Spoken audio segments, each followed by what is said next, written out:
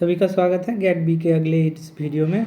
Gate B 2025 का series हम continue कर रहे हैं। इस वीडियो में हम लोग बात करेंगे मोस्ट डिमांडिंग टॉपिक की भी सर। और भैया बताइए कि केमिस्ट्री और फिजिक्स ये जनरल पार्ट का जो सिलेबस है, जो पार्ट ए में पूछा जाता है, तो उसका कैसे प्रिपरेशन करें और क्या क्या पॉइंट्स आपको ध्यान रखने चाहिए। तो दो चार पॉइंट्स ही इसमें रिगार्डिंग मैं बताऊंगा, प्रीवियस ईयर बेस्ड क्वेश्चन और क्या क्या एक्सपेक्टेड पूछे जा सकते हैं 2025 में। एक एक करके हम चलेंगे, पहले दो तीन टॉपिक्स ले लेंगे। पहले हम बता देते हैं आपको कि डू और डाई चैप्टर्स। अब देखिए, पूरा केमिस्ट्री आप पढ़ने बैठेंगे तो कुछ फ़ायदा नहीं है। क्या मैं बता रहा हूँ, पूरा केमिस्ट्री पढ़ने बैठेंगे तो कुछ फ़ायदा नहीं है। तो आपको क्या करना है, सिलेक्टिव स्टडी करना है। सिलेक्टिव स्टडी करना है, इससे आपको क्या होगा, फ़ायदा मिलेगा कि आप प्रैक्टिस अच्छे से कर पाएंगे। और आप देखेंगे कि क्वेश्चन अगर देखेंगे बहुत इजी आता है। जैसे मैं यहाँ पे नोट मार्क करके आपके लिए लिख के लाया हूँ कि क्वेश्चन आर वेरी इजी। सो आपको अगर आप केमिकल काइनेटिक्स, एटॉमिक स्ट्रक्चर, ये सब पहले से थोड़ा बहुत आपको आइडिया है, सो ये सब क्वेश्चन करने में आपको दिक्कत नहीं होगा। तो इसलिए मैं आपको रिकमेंड करूँगा, जिस तरह का कंसेप्ट मैं यहाँ पे बता रहा हूँ, particularly to GATE also. GATE में भी सिमिलर तरीके से क्वेश्चन पूछा जाता है, गेट एक्सेल केमिस्ट्री में। So chemical kinetics, atomic structure, chemical bonding, chemical equilibria, concept of pH, OH, buffer, Henderson Hasselbalch equation. आप चाहे कोई भी एग्जाम देने जाए, ये जो चैप्टर्स हैं, ये चैप्टर्स मैं रिकमेंड करूँगा। जैसे केमिकल इक्विलिब्रिया, ये जो इसके जो कॉन्सेप्ट हैं, ये सीएसआर के लिए भी इंपॉर्टेंट है। तो आप चाहे मास्टर्स लेवल एंट्रेंस अभी दे रहे हैं, अभी 2 साल बाद फिर से सीएसआर देंगे, डीबीटी देंगे, तो उसमें आपका काम आ जाएगा। उसके साथ साथ देखिए आपको क्या करना है, उसके साथ साथ सॉल्यूशन, कॉलिगेटिव प्रॉपर्टी, उसके साथ साथ जीओसी। अब ये जो बाकी बचा कुचा टॉपिक्स है, मैं आपको सिलेक्टिवली बता दूंगा कि भाई ये पोर्शन कर लो, इट्स मोर देन इनफ। 5, 6, 7, 8। अब पॉलीमर केमिस्ट्री एनसीईआरटी से पढ़ सकते हैं, और ये जीओसी वाला पार्ट मैं सेकेंड वीडियो में कवर करूँगा। NCERT is more than enough for this covering those concept. Name reaction में ऐसा नहीं कि आपको रिएक्शन बोल देगा कि भाई बताओ इसका प्रोडक्ट क्या होगा, इसका मेजर प्रोडक्ट क्या होगा, माइनर प्रोडक्ट क्या होगा, उसमें टेंशन नहीं लेना है। 1 मार्क्स का या 2 मार्क्स का जो क्वेश्चन आते हैं, उसमें बेसिकली सिंपल एक बार आपको बता कि वैसे पार्किंसन रिएक्शंस क्या है, और उसके साथ साथ एस्टरिफिकेशन रिएक्शन, ये जो नेम रिएक्शन है, बर्च रिडक्शन, कुछ कुछ टर्मिनल नाम, वेरी इंपॉर्टेंट नेम रिएक्शन मैं आपको हाईलाइट कर दूंगा नेक्स्ट वीडियो में, तो आप वहाँ से कवर कर लेना। अभी जो आपका काम है, chemical kinetics, atomic structure, chemical bonding और सॉल्यूशन एंड कॉलिगेटिव प्रॉपर्टी, ये सब के न्यूमेरिकल्स प्रैक्टिस करने हैं। और ये सब जो टॉपिक्स हैं, दीज आर वेरी स्कोरिंग क्यों मैं बता रहा हूँ, क्योंकि इसमें आपका नंबर मिस होने का चांस नहीं है। केमिकल काइनेटिक्स ऐसा एक पोर्शन है, टी हाफ से जनरली क्वेश्चन पूछा जाता है, ग्राफ। मैं आपको दिखा भी देता हूँ, नोट्स प्रिपेयर्ड हैं जो गेट के लिए मैं पढ़ाया था, that I will follow that only. उससे बाहर कुछ जनरली आया भी नहीं है। गेट में भी आप देख सकते हो, प्रीवियस 2025 में जो क्वेश्चंस आते हैं आए हैं, उसमें आप देख सकते हो कि कहाँ कहाँ से क्वेश्चन पूछा गया है। स्कोरिंग एरिया है काफ़ी, मैं रिकमेंड करूँगा आप बिल्कुल, ये 6-7 टॉपिक ही हैं, ज़्यादा है नहीं। पॉलीमर केमिस्ट्री को आप नेगलेक्ट भी कर सकते हैं, 1 से 2 सवाल पूछा जाता है। और ये जनरली बायोटेक्नोलॉजी रिलेटेड फील्ड है, तो जैसे सिंथेटिक पॉलीमर बनाना, जैसे बायोडिग्रेडेबल पॉलीमर, ये सब के ऊपर क्वेश्चन इसलिए बनता है पॉलीमर केमिस्ट्री। इसलिए मैं बताऊंगा कि एनसीईआरटी लेवल तक आप तैयार करके जाइए, आपका काम बन जाएगा। अब शुरू करते हैं केमिकल काइनेटिक्स से। बहुत ज़्यादा मैं इसको एक्सप्लेन नहीं करूँगा, जो पॉइंट्स आपको बता रहा हूँ एक बार हाईलाइट कर रहा हूँ, एक बार देख लीजिए। केमिकल काइनेटिक्स में जो करना है, सिलेबस, गेट का भी सिलेबस मोरलेस यही भी फॉलो कर सकते हैं, ये आपका काम कर जाएगा गेट बी के लिए। अब जैसे देखिए यहाँ पे, जैसे मैंने बताया कि टॉपिक्स क्या है, rate constant, order of reaction, numerical बहुत ज़्यादा पूछे जाते हैं ऑर्डर ऑफ रिएक्शन से। उसके साथ साथ zero first order kinetics, graphs and numerical बहुत ज़्यादा इंपॉर्टेंट है। एक्टिवेशन एनर्जी से तो गेट में जैसे 2 मार्क्स का न्यूमेरिकल एप्टीट्यूड टाइप क्वेश्चन है, गेट बी में उतना डिफिकल्ट, मतलब आप अगर प्रॉब्लम को एक्सप्लेन करने की कोशिश कीजिए, सपोज एक 1 लाइनर प्रॉब्लम होता है, जैसे T half is equal to 0.693/K। First order reaction के लिए आपको ये फॉलो करना पड़ेगा, T half is equal to 0.693/K। तो कभी कभी ये टी हाफ पूछ लेता है, तो आप एक सिंपल स्टेप में कर सकते हैं। जैसे गेट के लिए मैं बताऊंगा, गेट में आप अलग हैं, तो कॉन्सेप्ट आप एक बार पढ़ लीजिए, पर क्वेश्चन का जो लेवल है दैट इज़ वेरी इजी। आप अभी मैं आपको करके भी दिखाऊंगा कि कैसे कैसे क्वेश्चन आया है, हम उसको फॉलो करेंगे। तो ठीक है, few important concept and formula आप एक बार देख लीजिए। ऑर्डर एंड मॉलिक्युलरिटी क्या है। Order of the reaction is an experimentally determined, molecularity of the reaction is theoretical in nature which is very important. उसके साथ साथ देखिए जो रेट कांस्टेंट है उसको कैसे लिखते हैं, concentration in the terminology product, जैसे order of reaction will be, हम समेशन कर सकते हैं, जैसे यूनिमोलिकुलर और फ्रैक्शन ये सब भी हो सकते हैं। बट जो मोलिकुलरिटी है जो that could be that will always be a whole number, can not be zero, और फ्रैक्शन नहीं हो सकता। सो ये कॉमन डिफरेंस है ऑर्डर और मोलिकुलरिटी का। अपार्ट फ्रॉम दैट ये चार्ट वेरी वेरी इंपॉर्टेंट, ये चार्ट में बहुत सारी चीज़ें समराइज़ करके मैंने ऑलरेडी दे के रखा है आपके लिए। ग्राफ के हिसाब से जैसे देखिए ये रहा जीरो ऑर्डर रिएक्शन, ये रहा आपका फर्स्ट ऑर्डर रिएक्शन, और ये रहा आपका सेकेंड ऑर्डर रिएक्शन। अब ये सब में देख सकते हैं कि ये जो आपका पोर्शन है पूरा, पहला है कि रेट कांस्टेंट के के हिसाब से कैसे लिख सकते हैं, क्योंकि न्यूमेरिकल पूछा जा सकता है। पहले टी हाफ, आपको जैसे टी हाफ के ऊपर बहुत सारे क्वेश्चन पूछते हैं, तो हमेशा टी हाफ ध्यान रखिए। T half is equal to 0.693/k। Zero order reaction के लिए T half is equal to A0/2k, A0/2k that is the T half for that zero order reaction. और सेकेंड ऑर्डर रिएक्शन के लिए आप चाहे तो ध्यान रख सकते हैं T half is equal to A0/k। बस इतना ही ध्यान रखिए टी हाफ के लिए। अब ग्राफ में आइए, जैसे एक क्वेश्चन आपको दिखा देता हूँ यहाँ पे।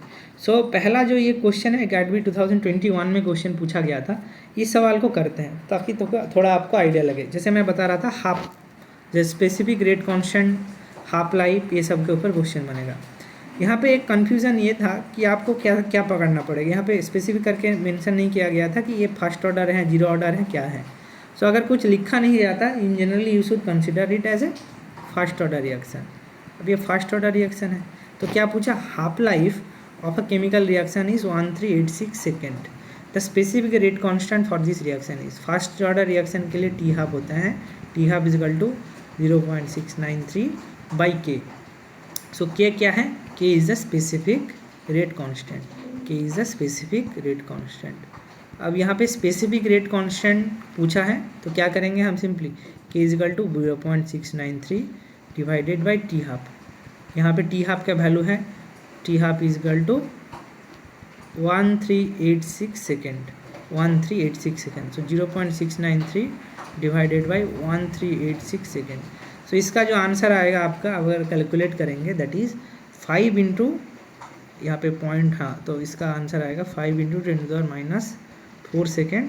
सो ऑब्वियसली अगर एक डिजिट हटा ले तो मैं मान लो 0.5 इंटू 10⁻⁵, पॉइंट हटाऊँगा तो 10 ऊपर चला जाएगा, हाँ ऑब्वियसली -1, तो हाँ।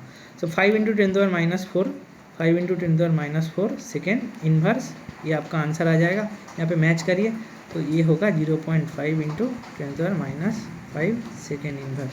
सो इस तरह सा क्वेश्चन बन सकता है आपका, सिंपल हाफ लाइफ के ऊपर क्वेश्चन पूछ लिया जाएगा गैटबी 2021 में जो क्वेश्चन पूछा गया था। सो ये थोड़ा डिजिट ध्यान रखिए, जैसे ये 0.5 है, 0.5/10 तो 10 ऊपर जाएगा, 10⁻⁶ है ना, ये शायद मैं कुछ गलती कर रहा हूँ। सो दैट इज़ 0.5 इंटू 10⁻�3, तो 10 से नीचे जाएगा तो ऊपर चला जाएगा 10⁻⁴। सो 0.5 into 10⁻3 will be the answer. ये थोड़ा गलत है, इसका देख ध्यान लीजिए, ठीक है। ये पार्ट हो गया, तो 0.5 डिवाइडेड बाई 10, तो 10 ऊपर चला गया तो 10⁻⁴, 5 इंटू 10⁻⁴, 5 इंटू 10⁻⁴ को लिख सकते हैं 0.5 इंटू 10⁻3। सो ये हो गया आपका आंसर। अब इस तरह से फिर से क्वेश्चन पूछा गया जाता है, जैसे देखिए half life in a second of A half in seconds of a first order reaction which take 4 seconds for 30% completion may use log 10 base 10 7 का वैल्यू 0.845। अब फिर से half life of a first year reaction, half life of a first order reaction which take 4 second for 30% completion is. So half life पूछा गया है, T half आपको निकालना पड़ेगा।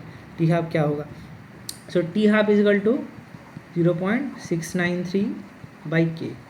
अब ये के निकालने के लिए आप जैसे रेट लॉ लगाते हैं, रेट लॉ लगाएंगे, कैसे हम रेट लॉ लगाएंगे, सपोज़ ये जो आपका फार्मूला है आपको केमिकल काइनेटिक्स में, जैसे आप देखिए KT equal to 2.303 log of A/A-x, तो यही सेम फार्मूला हम यूज़ करेंगे। आप इसको बाई हार्ट कर लीजिए, जैसे नीट लेवल में भी जो जेई लेवल, नीट लेवल, जितने भी तरह का क्वेश्चन आप करेंगे उसमें आपको दिख जाएगा कि इस तरह का ही क्वेश्चन पूछा जाता है।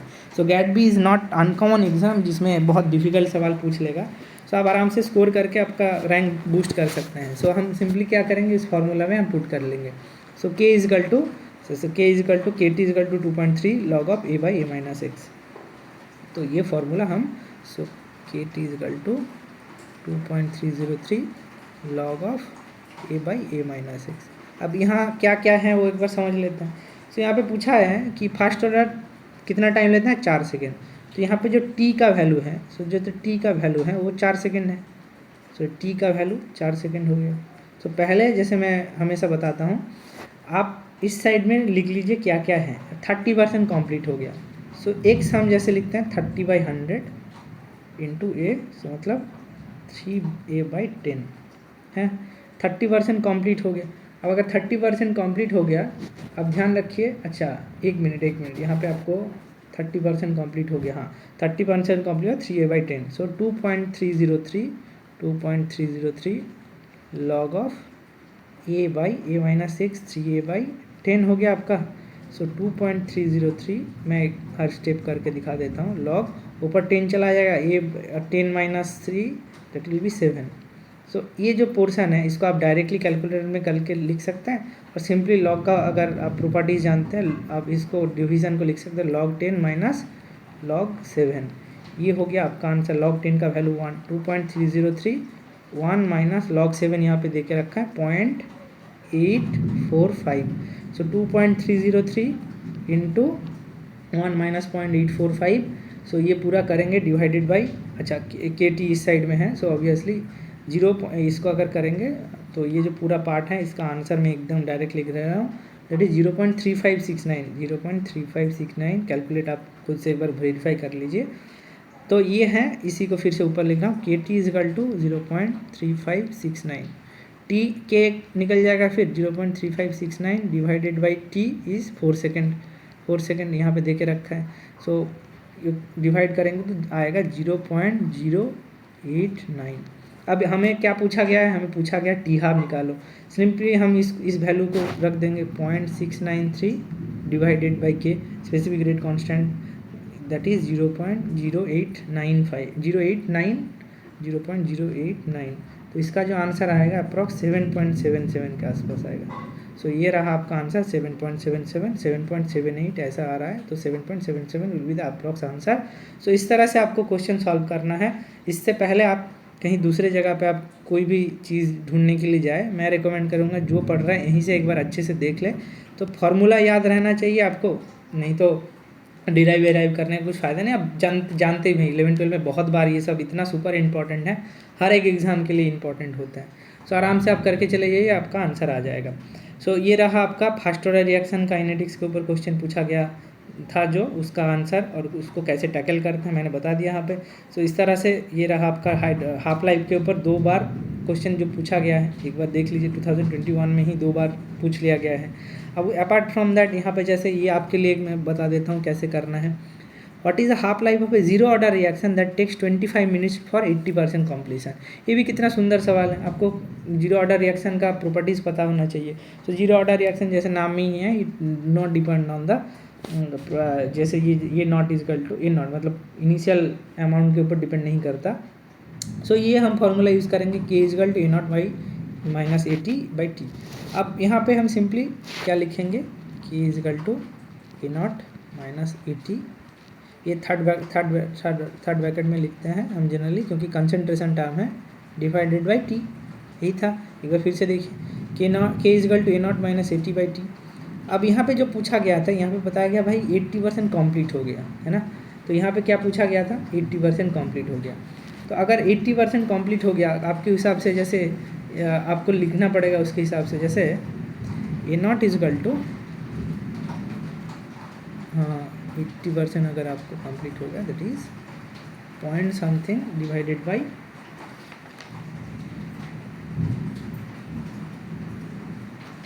80% आपका कंप्लीट हो गया। सो 80 इजकल टू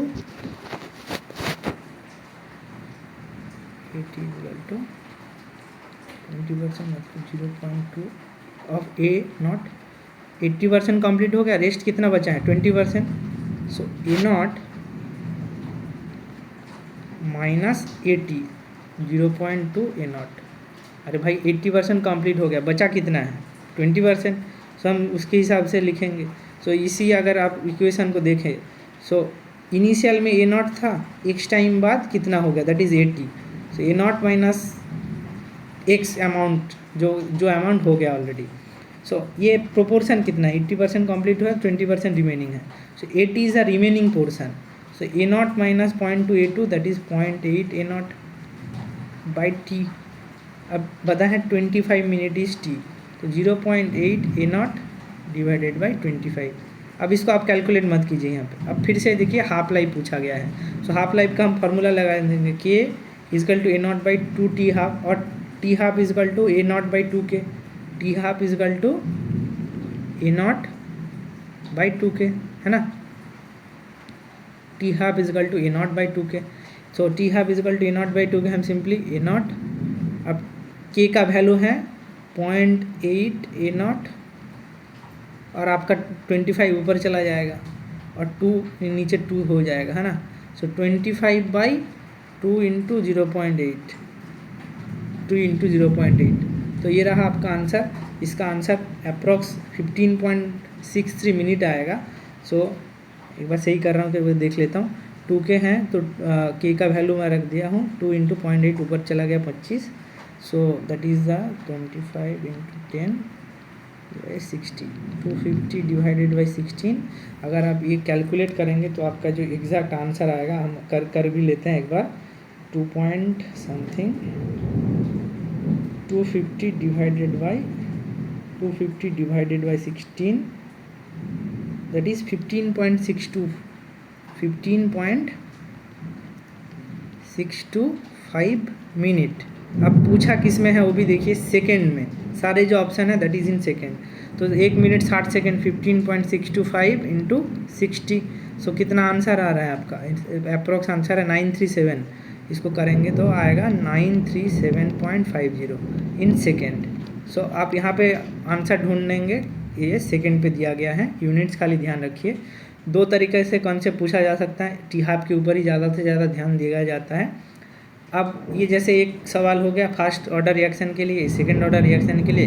गेट बी 2024 में कुछ ऐसा पूछा नहीं गया, तो मैं रिकमेंड करूँगा केमिकल काइनेटिक्स का क्या, टी हाफ का कंसेप्ट, और first order, second order and zero order, इनका जो टी हाफ और रेट कांस्टेंट को कैसे लिखते हैं, इसको आप ज़रूर से ज़रूर पढ़ के जाइए, आपका काम हो जाएगा। सो ये पोर्शन था आपका टी हाफ के ऊपर बेस्ड जो क्वेश्चन पूछा गया है। अब आइए ग्राफ के ऊपर जो सवाल पूछा जाता है। सो केमिकल काइनेटिक्स में ग्राफ भी बहुत ज़्यादा इंपॉर्टेंट है। जैसे स्लोप क्या है टी हाफ के, मतलब जैसे एक क्वेश्चन मैं आपको करा देता हूँ। जैसे मान लीजिए ये जो इक्वेशन है इसको आप ग्राफ के फॉर्म में लिखना चाहते हैं, क्या, लॉग ऑफ 80 स्लोप होगा, देन अब जैसे ये K is equal to 2.303 T log of A by A minus 6। अब ए ही ए है, ए नॉट, और मतलब कितना टी टाइम बाद, that is 80, A 2.303 by T log of A naught by 80। इसको अगर आप ग्राफ में कन्वर्ट करना चाहते हैं, सिंपल जैसे मैंने क्या किया, अब इसको अगर ग्राफ में कन्वर्ट करना चाहते हैं, y is equal to m x plus c, y is equal to m x minus c, ये जो हिसाब से आप अगर करना चाहते हैं तो ऑब्वियसली ये जो स्लोप आएगा log a naught a t slope that is minus k by 203, y is equal to m x minus c, तो वाई ये रहा। तो वाई एक्सिस पे अगर लॉग 80 हम प्लॉट कर रहे हैं, टी एक्स है, so this is this minus c minus k t by 2.303 is a slope. इसी के ऊपर एक क्वेश्चन पूछा गया था, देखिए, the first order reaction a straight line is obtain when plotting. Straight line कब ऑब्टेन हो रहा है, हम जैसे ग्राफ को जब प्लॉट करेंगे ऑब्वियसली, तो स्लोप माइनस के 20303 और लॉग 80। अब यहाँ पे जैसे आप कंफ्यूज मत हो जाइए कि भाई ये आर नॉट क्या है। सो जनरली ए और ए नॉट, ए नॉट और 80, मतलब इनिशियल में ए, उसके बाद टी टाइम के बाद आफ्टर टाइम टी आपका आंसर आ जाएगा 80, है ना। तो ए नॉट 80, सो आप कैसे प्लॉट करना पड़ेगा, लॉग और ln 80 लेंगे तो ये 2.303 नहीं लगेगा, minus k will be the slope. So ये अब अगर आप इक्वेशन देखेंगे, so that is ln r versus t, y is equal to m x minus c, जो आपका स्लोप होगा that is minus k will be the slope, और y में ln r ही होगा, तो आपका r नॉट, जनरली r यहाँ पे r ऐसे लिख सकता है, r नॉट r t, है ना। So that will be the answer. इस तरह का क्वेश्चन 2021 के बाद पूछा नहीं गया है, तो मैं रिकमेंड करूँगा आप एटलीस्ट थोड़ा सा ध्यान रखिए। जैसे फर्स्ट जीरो ऑर्डर रिएक्शन के लिए क्या होगा, टी हाफ के साथ और ए नॉट का जो रिलेशन है, देखिए K equal to A naught by two T half है ना, टी हाफ, ये जो टी हाफ है ना। So t half is equal to A naught by two k. So y is equal to m x plus c, y is equal to m x plus c, y is equal to m x plus v. Y में हमने T half को plot किया, तो ये रहा Y, तो Y is equal to T है T half, और M X, M equal to के बाई टू है ना।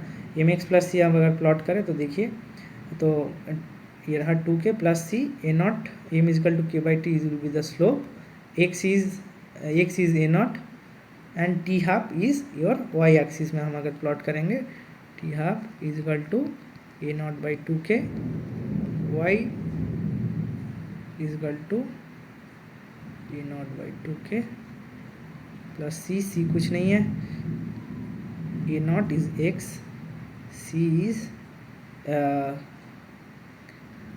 2k। हाँ, दिस यहाँ पे एक गलती है, यहाँ पे एक बार this is wrong, this is completely wrong, यहाँ पे 2k होगा, सॉरी 2k, तो स्लोप होगा will be 2k, slope will be your, अरे यहाँ पे दिख रहा है y is equal to m x plus C.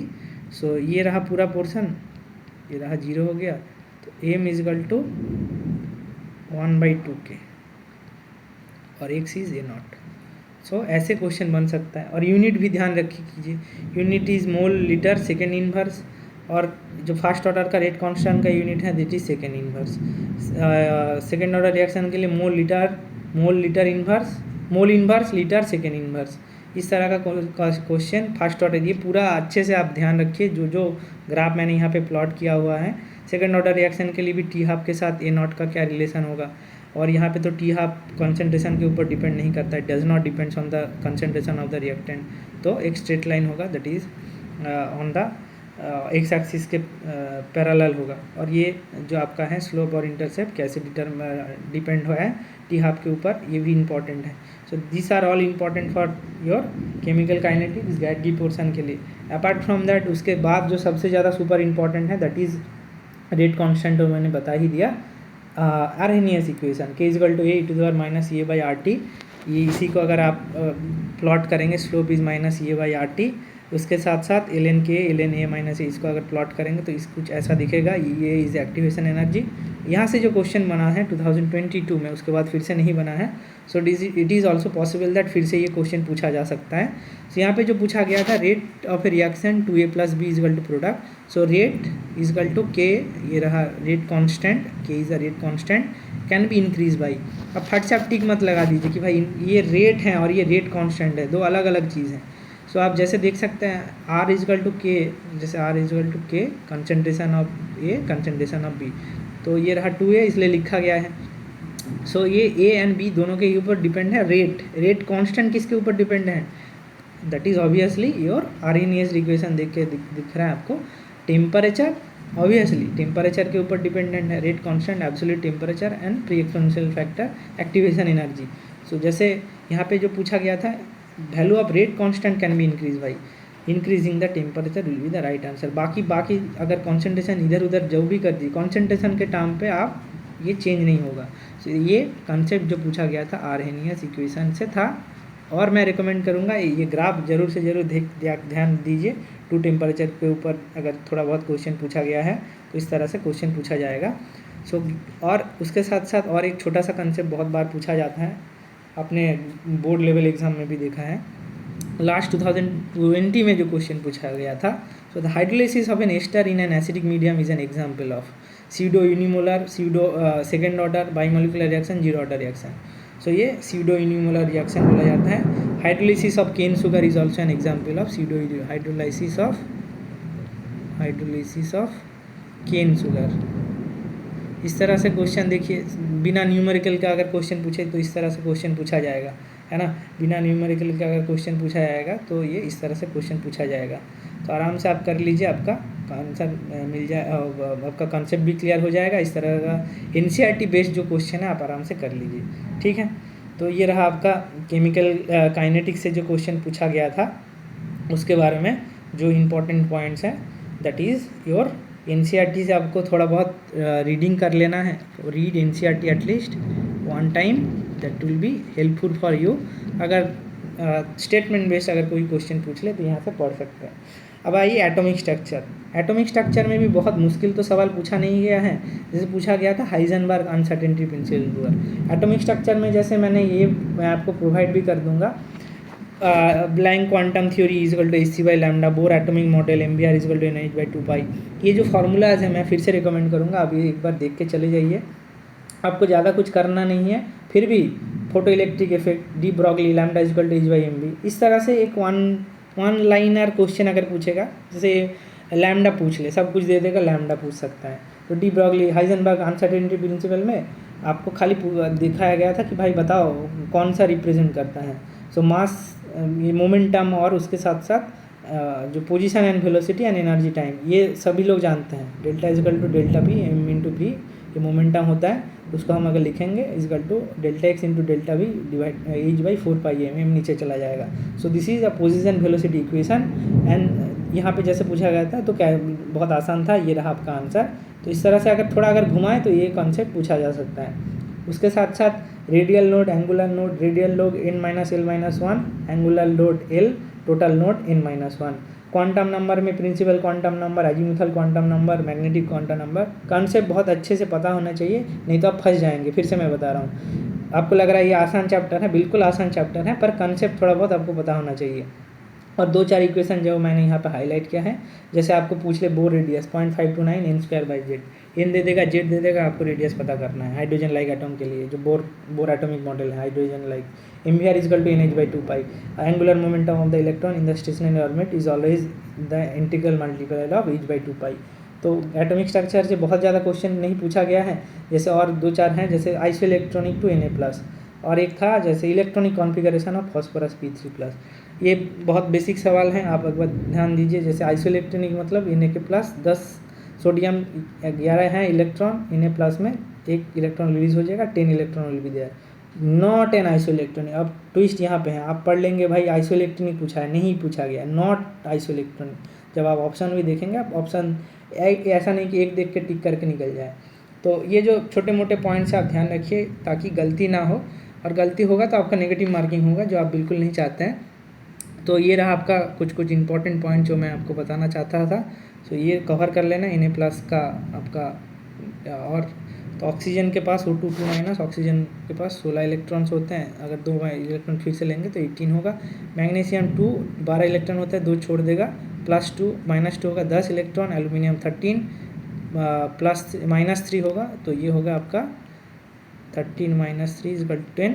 Fluorine का 9 इलेक्ट्रॉन +1, तो 10 इलेक्ट्रॉन, सारे 10-10 इलेक्ट्रॉन के हैं, एक मात्र ऑक्सीजन के पास है, O2- के पास है 18 electron. So that is all phosphorus का इलेक्ट्रॉनिक कॉन्फ़िगरेशन। अब एटॉमिक स्ट्रक्चर में आप जब अबाव प्रिंसिपल करते हैं तो ये आप उससे आराम से कर सकते हैं, 1:2 2:2 2p4। तो पीरियोडिसिटी एक बार देख लीजिए, क्या पीरियोडिसिटी का भी 1-2 अगर छोटा मोटा इनऑर्गेनिक से क्वेश्चन पूछ ले, जैसे bond length hydrogen fluoride HCl HBr HI, it has minimum bond length because difference in the electronegativity of H and fluorine. तो सबसे कम किसका है, सबसे ज़्यादा किसका है, बॉन्ड एनर्जी सबसे ज़्यादा इसका होगा।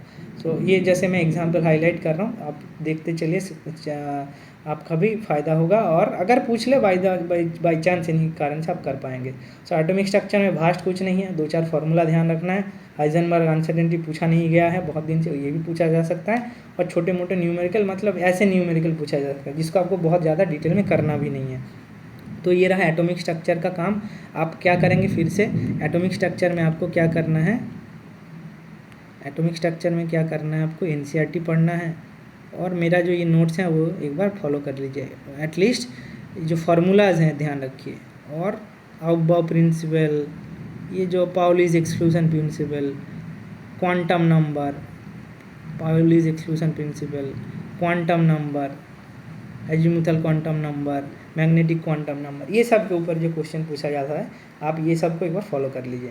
उसके बाद आता है केमिकल बॉन्डिंग। केमिकल बॉन्डिंग में फिर से मैं बता रहा हूँ, जैसे आप देखेंगे कि भाई 2-3 सवाल ही पूछा गया था।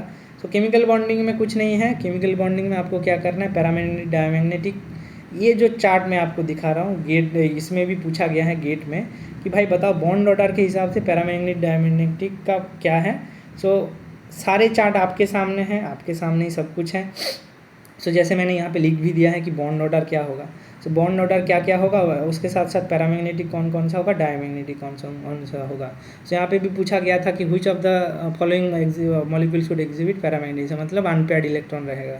तो अब देखिए ऑक्सीजन, नाइट्रोजन, फ्लोरीन, कार्बन।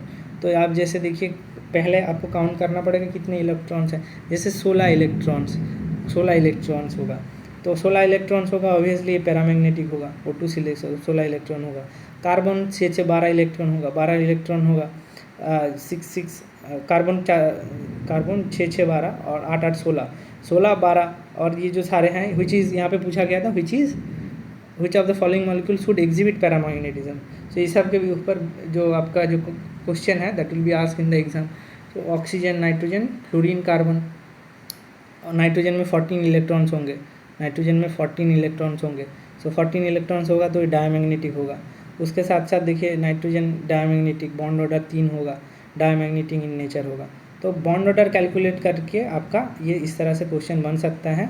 और उसके साथ साथ मॉलिकुलर ऑर्बिटल थ्योरी में जो sigma 1s2, sigma 1s2, sigma star 1s2, sigma 2s, ये सब के ऊपर जो आपका क्वेश्चन है जनरली आप एक बार प्रैक्टिस कर लीजिए, इससे ज़्यादा आपको कुछ करने की ज़रूरत नहीं है। That is all for your chemical bonding में और क्या है, जैसे फॉर्मल चार्ज वाला कैलकुलेशन आप एक बार देख लीजिए कैसे करेंगे।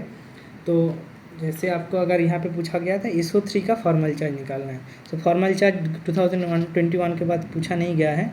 सो फॉर्मल चार्ज कैलकुलेट करने के लिए एक फार्मूला आपको सिखा देता हूँ। फॉर्मल चार्ज अगर पूछ ले, छोटा कंसेप्ट है, कुछ है नहीं, NVS minus half of NSP minus lone pair. VS मतलब नंबर ऑफ वैलेंशियल इलेक्ट्रॉन, NVS मतलब number of वैलेंशियल electron, number NSP मतलब number of shared paired electron, LP is lone pair of electron. ये फॉर्मल चार्ज सेंट्रल एटम के लिए count किया जाता है, जैसे सल्फर के लिए है ना, जैसे BF3 NH3 का मैं कैलकुलेट करके आपको बताता हूँ, आप लोग सल्फर का करेंगे। NH3 क्या है, so nitrogen number of वैलेंशियल 5 minus half of NH3 का स्ट्रक्चर आप ड्रॉ करेंगे, जैसे NH3, तो हाइड्रोजन 3 है, तो इसका जो चार्ज होगा कैसे फॉर्मल चार्ज होगा कैसे, हाफ इंटू 1 2 3 हाफ इंटू 6, मतलब 2 इलेक्ट्रॉन पार्टिसिपेट करते हैं कोवैलेंट बॉन्ड में, इसका एक उसका एक, सो 2 इलेक्ट्रॉन। सो शेयर्ड पेयर्ड इलेक्ट्रॉन 2 होता है, -2 that is lone pair of electron, nitrogen के 2 लोन पेयर होंगे तो 5 टोटल पेंटावैलेंट होगा, 2 3 5 माइनस 3 माइनस 2 दैट इज़ 0। सो इसका जो फॉर्मल चार्ज होगा that will be 0। Same sulphur के लिए भी, सल्फ़र का कितना है आप कैलकुलेट कीजिए आराम से। Sulphur, oxygen, sulphur same series में आता है, carbon nitrogen oxygen sulphur, that is your 8। और आप अगर पकड़े oxygen sulphur carbon nitrogen oxygen CnOF, सो 4 5 6 तो 6 अगर आप पकड़िए, 6 अगर मैं पकड़ूँ, इसका number of वैलेंशियल electron 6 minus half of SO3 का स्ट्रक्चर कुछ ऐसा दिखता है।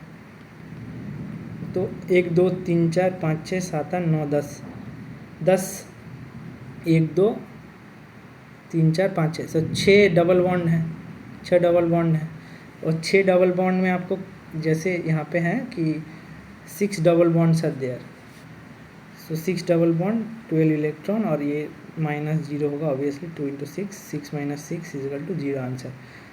एक बॉन्ड के लिए 2 इलेक्ट्रॉन, तो 6 डबल बॉन्ड है 12 ये शेयर्ड पेयर्ड इलेक्ट्रॉन है, 2 × 6 माइनस 6 0, तो इसका भी फॉर्मल चार्ज 0 होगा। जैसे यहाँ पे पूछा गया है जैसे एमोनियम का NH4+ का फॉर्मल चार्ज कैलकुलेट करो, सो ये रहा ये इसका स्ट्रक्चर अगर ड्रॉ कर लीजिए, तो 5 नाइट्रोजन सेंट्रल एटम है, इसका 5, उसके साथ साथ ये CR कितना इलेक्ट्रॉन कर रहा है, 1 2 3 4 5 6 7 8, half into 8 -0, 5 - 4 equal to 1 will be the answer. तो एमोनियम NH4 का जो नाइट्रोजन का फॉर्मल चार्ज है तो दिस प्लस 1 और बाकी का जैसे सल्फर SO3 का एंड NH3 का मैंने कैलकुलेट करके आपको दिखाया। That is important, super important, आपको ध्यान रखना पड़ेगा इस सब का क्वेश्चन अगर पूछा गया तो।